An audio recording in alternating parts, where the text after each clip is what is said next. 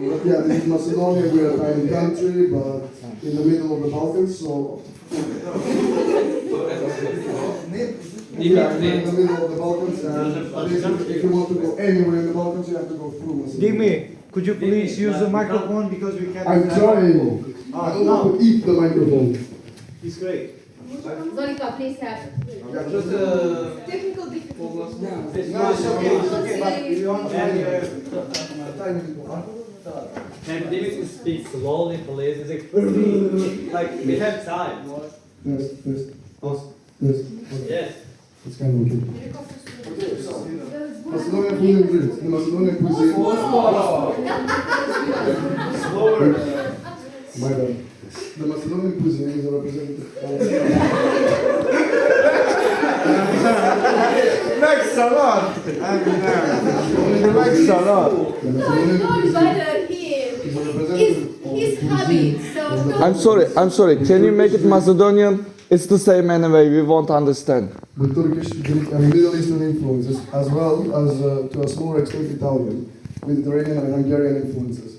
Due to the relatively warm climate, it allows excellent conditions for growing various vegetables, fruits, spices, and herbs. Macedonian cuisine is particularly diverse.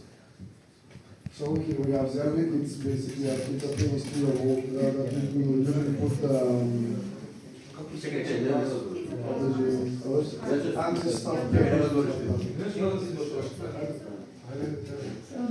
stuff. So the next picture we have. Can you? Can I ask a question? Yes. Back the picture, it's not. Paprika is. Paprika is. Acı Biber değil mi? Yes. Acı mı tatlı mı diye soracağım ama. Spicy or sweet chili? Hot or not?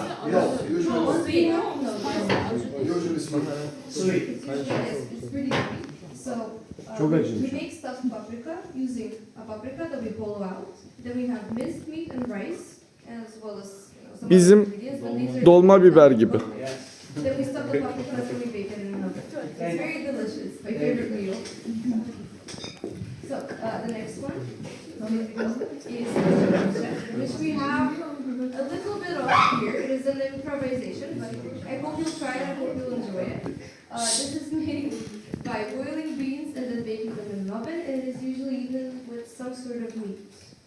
We would have something we call kobasica that I can't translate. Sausage. The others are very helpful. The next is melted cheese, which is pretty much what you would imagine would be melted cheese. It is typically eaten as a meze. Macedonian sarmas. Macedonian sarmas are the same thing as stuffed paprikas, but we use either cabbage leaves or it's usually cabbage leaves. Also, the cabbage leaves are usually from fermented cabbage. It's basically cabbage that's put in a barrel and we let it sit for quite a long time. And it comes out very delicious actually. It might sound a bit weird, but it's actually really good. Are the cabbage leaves sour? Yes, Yes, sour. they are Sour nice. cabbage leaves. It is very good. Yes.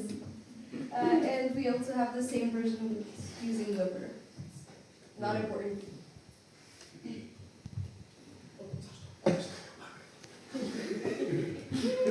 Okay, so I don't know why it's called makardan here, but we call it kaçamak.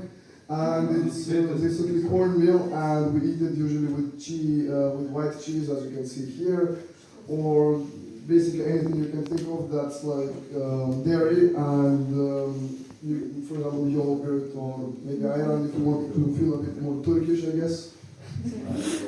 I have one question. For example, can you go back to the one slide?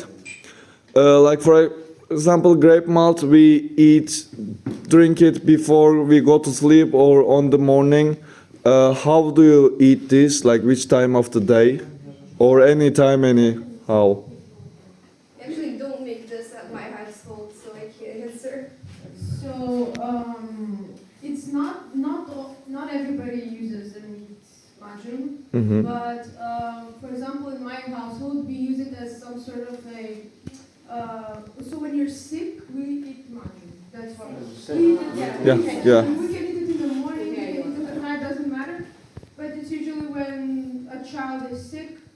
And so when I was growing up, they always gave me maju when I had a cold or something. So that's how we use it, at least in my household. Thanks. Okay, so Macedonian tapas, it's basically what we eat before having the main meal. And it's most of what we have here, for example, the cheeses, the ayvar, the macalo, and basically everything except the desserts. And the tapče grafče is meze here, that you can see. And we usually also have some sausage along with it and other stuff like that, but we don't have it right now. And we have rakia, most importantly. And yes, we also have some form of salad, for example, shopska, but we couldn't make a salad right now, so this is all you get, guys. I'm sorry. It's more than enough. It's what it is. Yeah. It will be enough, don't worry.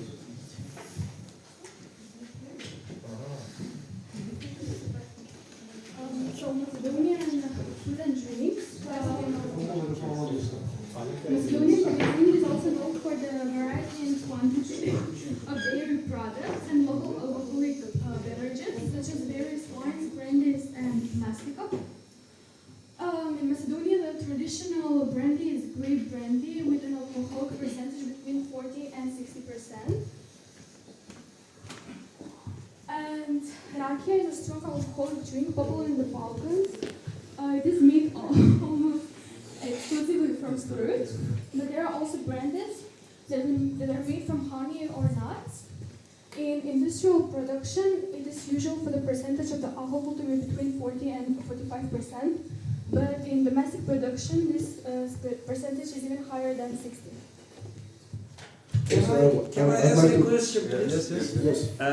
Before picture, rakı. Yes. Is in our country is rakı like our countries? Is it same? Yes, basically it's the same. For example, this one that we have here, the rakia that we have here, is made from grapes, and it's store-bought. It's better than it's store-bought. If it was homemade, it would be kind of dangerous. So, yeah.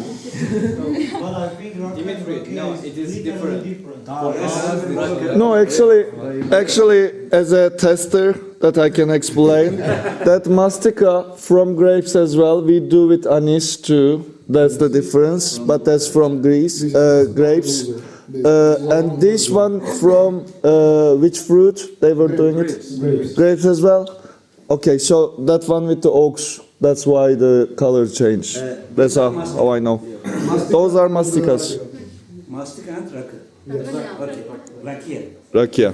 So basically, rakia can be as shot, but our rakı needs to be like filled this part, and the whole part has to be with water. We don't have water. And to change the color. The difference between them. We don't. We like. No, we just drink it the difference between them. We just drink it straight. It's strong. With a I salad. mean, like, You drink it with a salad usually. this month. You pour a shot and then you drink a little bit at a time. Don't shot. Don't shot rakia.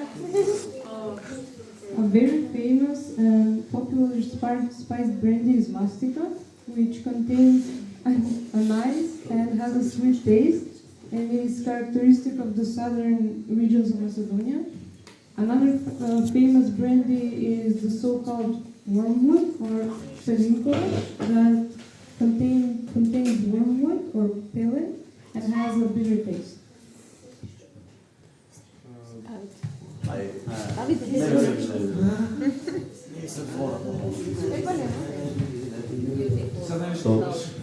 So the Macedonian folklore is based off of our traditional folk music, and as you can see here, these are some of our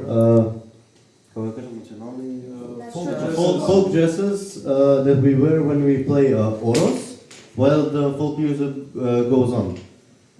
They usually play it at weddings, at celebrations mainly.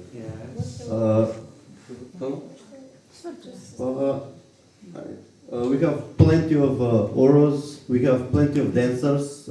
I personally know a lot of them, and they dance from a lot. They always go to other cities as well to dance. We'll also play some of the oros. So. Yes. We will teach you some of the dances. Yeah. You know Baytushka? Yes. We're going to play. Sadly, I won't be joining you because of my leg. Balkanlıyız kardeşim, Edirne'liyiz biz ya. Bir dakika. We are from Edirne. Some of the instruments we use to play these songs are a kaval, which is a wind instrument, yes, that is made out of strong wood, and it. Yes, and except kaval, zurla, it is also a wind instrument. The tapan is very interesting because it has two sides, and from one of the sides is like a bass.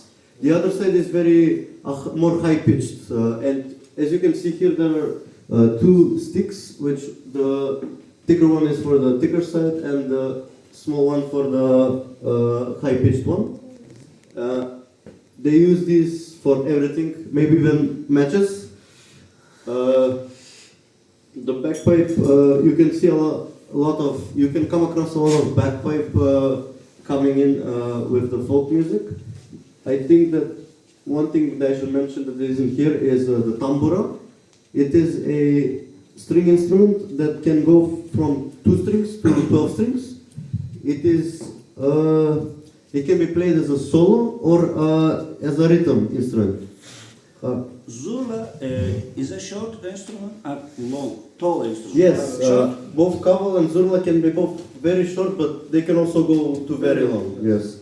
For example, this is a small kaval, but I know in school they have like this long kavals. Yes. No. Go ahead.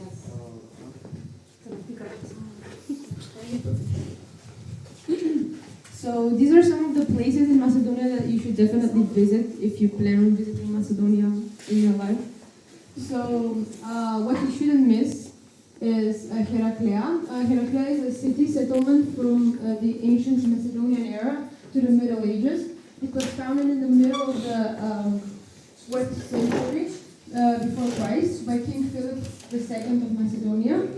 As an important strategic point, Heraclea survived and developed into an important crossroads of the Via Ignatia road that connected Duris and the Bosporus. From Heraclea, the route stretched diagonally to Stobi and to Sirnica, Sofia. Stobi was an ancient town of Paeonia and capital of the Roman province of Macedonia, Soteris. It is considered by many to be the most famous archaeological site in North.